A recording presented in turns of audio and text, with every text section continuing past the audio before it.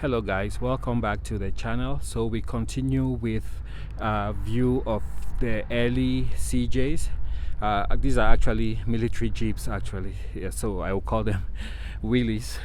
They're mostly made by wheelies, and this is a 1953 wheelies 38A1C, and these are also remarkably preserved. I wouldn't be surprised if they all came from a single collector. We will visit these two later on, so let's continue with this one.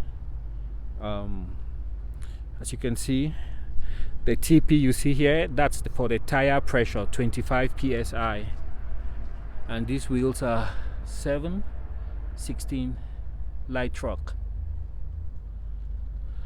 7 inches wide by 16 inch for the radius of the rim.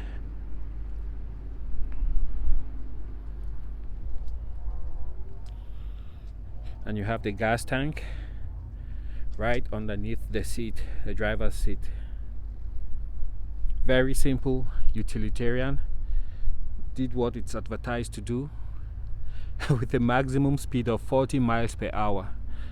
The Roxor is supposed to do 45 in 2018, and I believe 2019 2020 do 55 miles per hour stock. So here you have some ordnance. I don't know how big these are, but quite impressive. 106 millimeters, quite impressive.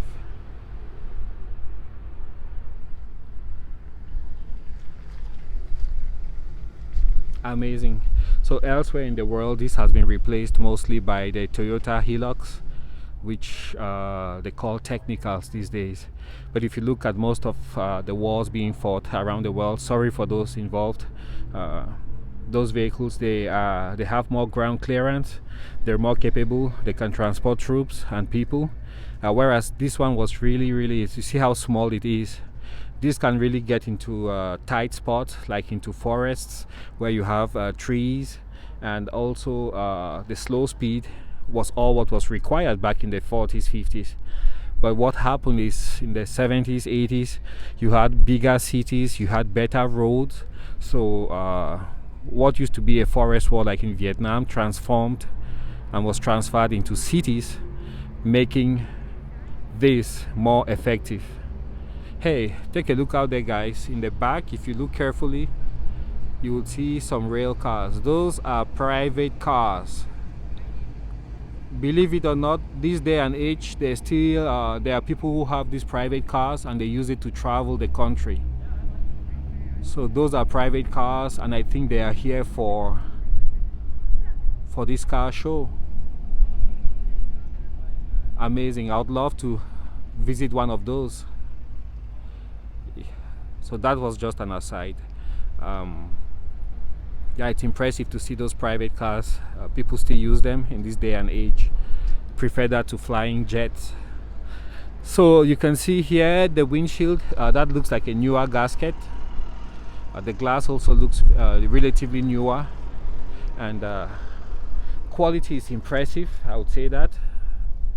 And you have the TP, 25 psi.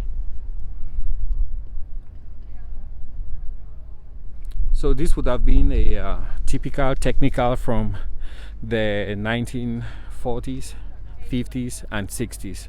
And then after that, now we have the Toyotas, they call them the Hilux, which is the equivalent of the Tacoma for the rest of the world.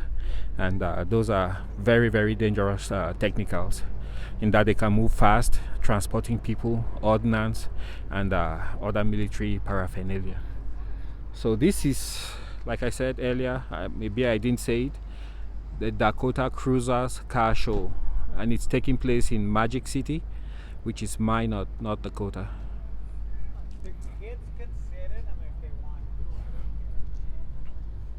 Oh, I think this might be the owner here. So let's talk to him real quick.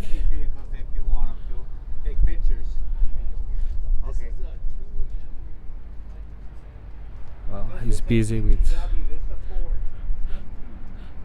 So that over there is a Ford, from what he's saying. Ford also produced these vehicles, and there was also a French manufacturer that produced these vehicles that were sent to Africa. If you look at the Congo in the 60s, you would see quite a few of these which were sent there probably by the Belgians. You can see there on the steering wheel.